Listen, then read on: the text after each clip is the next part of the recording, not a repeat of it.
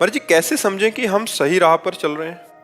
संतों का संग करो और शास्त्रों का स्वाध्याय करो।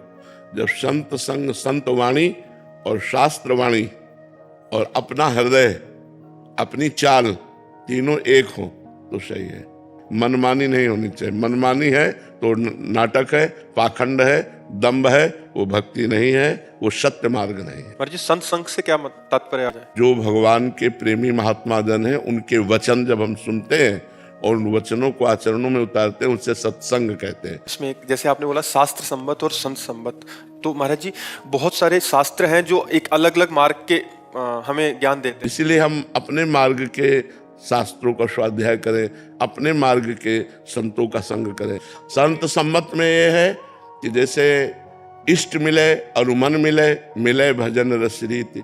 जब हमारा इष्ट मिलता है, हमारा मन मिलता है, हमारी भजन रस रीति मिलती है, उन संतों के वाक्यों को हम माने। शास्त्र में जैसे सांख्य योग, भक्ति योग, कर्म योग, तो हम किस योग के प्रतीक हैं, उस योग को हम देखें, अपने मार्ग के अनुसार हम अपनी बातों को स्वीकार करें। अब ये एक तरफ आपके श्रीमुख से सुना है कि संतों का सेवा, उनकी मतलब पूजा अर्चन करें, फिर जब उनका इतना करेंगे तो वो कुछ उपदेश भी करेंगे, तो फिर हम कहाँ चलें? क्योंकि अब हमको इसीलिए गुरुदेव का वर्ण किया जाता है कि हम संत सेवा कर सकते हैं, खवा पिया सकते हैं, उनके चरण धो सकते हैं, उनकी आरती कर सकते हैं, लेकिन उपदेश अपने गुरु के मानेंगे, या जो गुरु से मिलते हुए उपदेश है वही हम अपने जीवन में धारण करेंगे।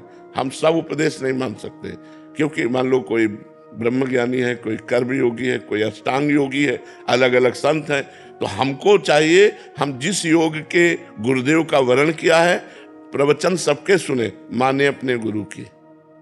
जो उपदेश हमारे गुरु से मिलेगा वही हम उपदेश मानेंगे, अन्यथा प्रणाम, संत सेवा कर लेंगे, लेकिन सब उपदेश हम नहीं मान सकते।